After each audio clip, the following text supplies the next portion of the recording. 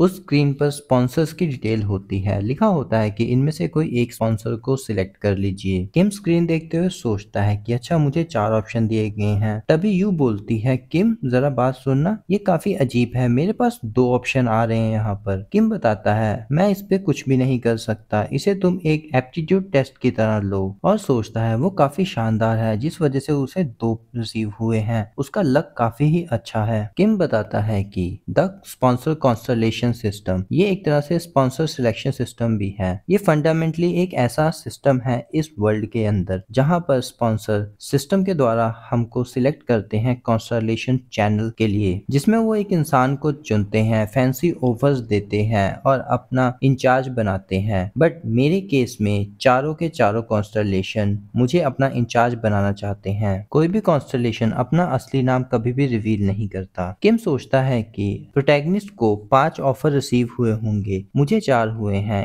एक कोई छोटा नंबर नहीं है। किम आगे हमें बताता है कि मुझे एबिस, डीमन और गार्डन जैसे नामों को लेकर ही खुद ही अंदाजा लगाना होगा कि उनकी पर्सनैलिटी किस तरह की है। बट मेरे लिए काफी आसान होगा क्योंकि मैंने ये नॉवल पहले ही पढ़ रखी है। चलो देखते हैं इनके बारे में। एबिस ब्लैक फ्लेम ड्रैगन, ये कॉन्स्टलेशन काफी ही पावरफुल है जो ब्लैक क्लाउड को लीड करती है। अगर मुझे सही से याद है तो इसका नाम बहुत ही ज्यादा लंबा है। अगर मैं इसे सिलेक्ट करता हूँ तो मुझे काफी ज्यादा स्ट्रेंथ मिलेगी, जिससे मेरी फिजिकल स्ट्रेंथ काफी ज्यादा स्ट्रांग हो जाएगी। ये सबसे बेस्ट है इनिशियल सिनेरियोज के लिए, बट बाद में ये इतना अच्छा नहीं रहेगा क्योंकि जैसे जैसे इस कॉन्स्टलेशन की पावर हम यूज करेंगे हमारा दिमाग करप्ट होता जाएगा और हम एक मास मर्डरर बन जाएंगे। और जहां तक मुझे याद है ये ओरिजिनल नोवेल के अंदर किम नामवुन का स्पॉन्सर था, बट पता नहीं इसने अब मुझे क्यों चूज किया। इसके बाद किम न्यूट्रल फेस के साथ सोचते हुए इसे रिजेक्ट कर देता है और बोलता है, अब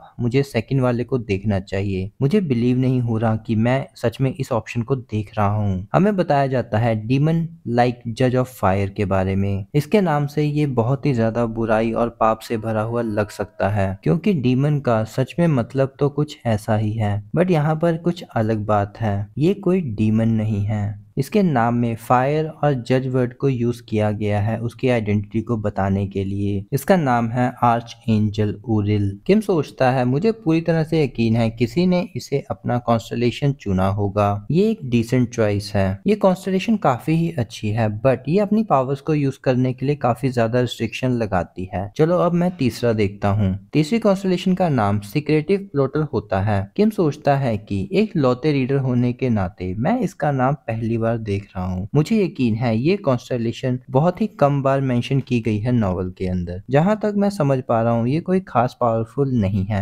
चलो अब चौथे कॉन्स्टलेशन के बारे में देखते हैं। चौथे ऑप्शन को देख के किम काफी ज्यादा नर्वस हो जाता है और सोचता है, मुझे उम्मीद नहीं थी ये कॉन्स्टलेशन इतनी जल्दी स्टोरी में एंटर करेगा। हमें कॉन्स्टलेशन का नाम बताया जाता है prisoner of the golden headband. इसके नाम को पढ़कर पहली नजर में एक बुरा आदमी लग सकता है, बट हमें बाकी चीजों को भी ध्यान देना चाहिए। गोल्डन हेडबैंड एक तरह का प्रिजन है। ये अपने सर पर एक गोल्डन कलर का हेडबैंड पहनता है जो उसके सर को हमेशा ही दबाता रहता है, बट उसी के साथ वो इतना पावरफुल है कि वो किसी से भी नहीं हारता। वो है सबसे सुंदर monkey king with fairy eyes, the great sage heaven equal Sun Wukong. पूरी नॉवल के अंदर सिर्फ एक ही कैरेक्टर को इस कॉन्स्टलेशन ने स्पॉन्सर किया था। इस कॉन्स्टलेशन की पावर इतनी है कि अपने एक ही स्वीप अटैक के साथ बहुत सारे इनकारनेशंस को मार सकता है और थाउजेंड्स ऑफ मॉन्स्टर को एक ही स्ट्राइक के साथ हरा सकता है। किम सोचता है, ऑथर ने इसके बारे में अलग से डिस्क्राइब किया था इसीलिए मुझे अच्छे से याद है, बट मुझे समझ में नहीं आ रहा कि इतने पावरफुल कॉन्स्टलेशन ने मुझे क्यों चुना। बट अगर मैं इसे चुन लेता हूँ अपने स्पॉन्सर के रूप में तो क्या होगा।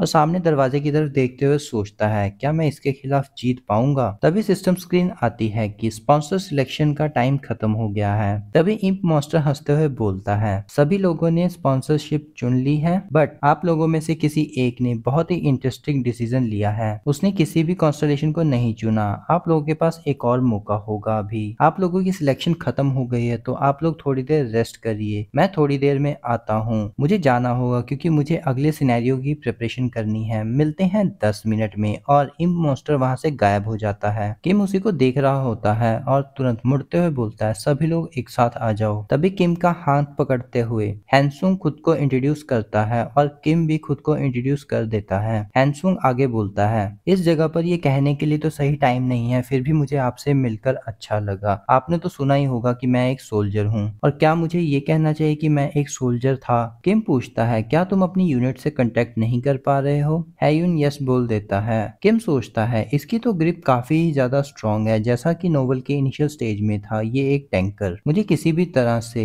ली हेनसुंग को अपनी तरफ करना होगा शुरू से ही। हैंसुंग बोलता है, थैंक यू किम, अगर तुम शुरू से ही ऐसा ना करते तो हम लोग या तो मारे गए होते और या हम इसे सर्वाइव भी कर जाते तो हम इंसान ना रहते। किम बोलता है, ऐसा नहीं है। तभी किम की पीठ पर हाथ मारते हुए हान बोलता है, गुड जॉब एम्प्लॉय। और ये देखकर किम काफी शॉक हो जाता है और वो पीछे पलटकर देखता है। हान बोलता है, किम तुम मुझे जानते हो ना? किम बोलता है, हाँ मैं तुम्हें जानता हूँ हान। ये सुनकर हान बिल्कुल शॉक हो जाता है। वो बोलता है, क्या तुम मुझे मेरे नाम से बुला रहे हो? मैं तुम्हारा डिपार्टमेंट हेड हूँ। किम बोलता है, यहाँ पर कोई भी कंपनी नहीं है। हान चिल्लाते हुए बोलता है, क्या तुम किस तरह से बात कर रहे हो? क्या कल तुम ऑफिस नहीं आने वाले? तुम्हारे मैनर्स कहाँ पे गए? और तुमने शुरू में ही जब उन बग्स को देख लिया था, तुमने हवा में क्यों फेंका? तुम्हें उनके बारे में मुझे पहले आकर बताना चाहिए था। किम कोल्ड लुक के साथ बोलता है, हान शट अप, क्या तुम अभी की सिचुएशन नहीं समझ पा रहे हो? मुझे लगता है मुझे तुम्हें पहले ही छोड़ देना चाहिए था। तुम्हें क्या लगता है दुनिया ऑलरेडी खत्म होने की कगार पे है और कंपनी अभी भी एग्जिस्ट कर रही होगी? किम आगे बोलता है, तुम सभी लोगों को जाग जाने की जरूरत है, क्योंकि उस इम्प मॉन्स्टर के अकॉर्डिंग ये दुनिया बदल रही है।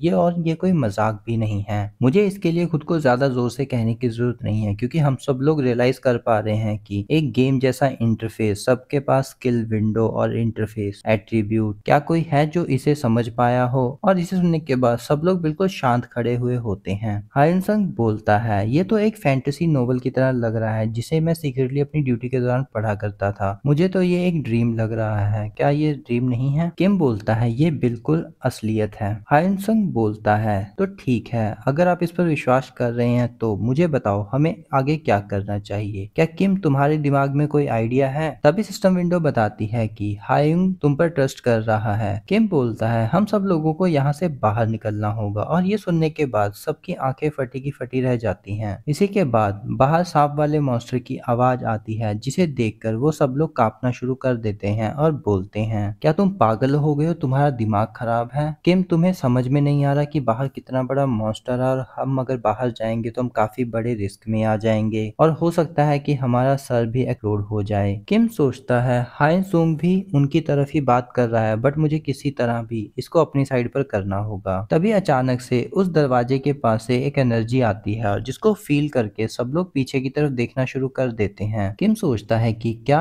अगला सिनेरियो पहले ही स्टार्ट हो चुका है? नहीं, इम्प अभी वापस नहीं आया है, तो इसका मतलब है कि दरवाजे के उस तरफ जो सोल सर्वाइवर है 3707 का, दिखाया जाता है कि वो दरवाजे पर लात मार रहा होता है और किम सोचता है कि वो आ रहा है इस कहानी का असली प्रोटैगनिस्ट। तभी किम हानसुंग को बोलता है, हमें यहाँ से बाहर निकलना होगा। हानसुंग बोलता है, पर क्यों? किम बोलता है, अगर हम अभी बाहर नहीं निकले तो हम सब लोग सेकंड सिनेरियो शुरू होने से पहले ही मारे जाएंगे। तभी वो दरवाजा बिल्कुल टूटने वाला ही होता है। हानसुंग बोलता है, हमें नहीं पता है कि वो इंसान हमारा दोस्त है कि दुश्मन जो उस दरवाजे की दूसरी तरफ से आ रहा है। किम बोलता है, वो प्रोबेबली वही सर्वाइवल है जिसने वहाँ के सभी लोगों को मार दिया। क्या तुम अभी भी उस इंसान से मिलना चाहते हो? तभी हानसुंग कांपते हुए बोलता है, जल्दी से यहाँ बाहर निकलने का रास्ता देखो। यू बोलती है, ये दरवाजा तो बिल्कुल भी नहीं हिल रहा। किम वहीं पर बैठकर सोचना शुरू कर देता है, जब से सिनेरियो एंड हुआ है वो बैरियर, हमने अभी तक दरवाजों को चेक नहीं किया है। अभी हमने चेक किया है, ऑलमोस्ट 8 दरवाजे हैं इस कंपार्टमेंट के अंदर, जिसमें से 3 को अभी भी चेक नहीं किया गया है। मुझे उम्मीद है इनमें से एक तो अभी भी काम कर रहा होगा। तभी उस दरवाजे पर लात लगती है, जिसे देखकर सभी लोग कांप जाते हैं और उसी की तरफ देखना शुरू कर देते हैं, जिससे किम भी काफी ज्यादा डर गया होता है।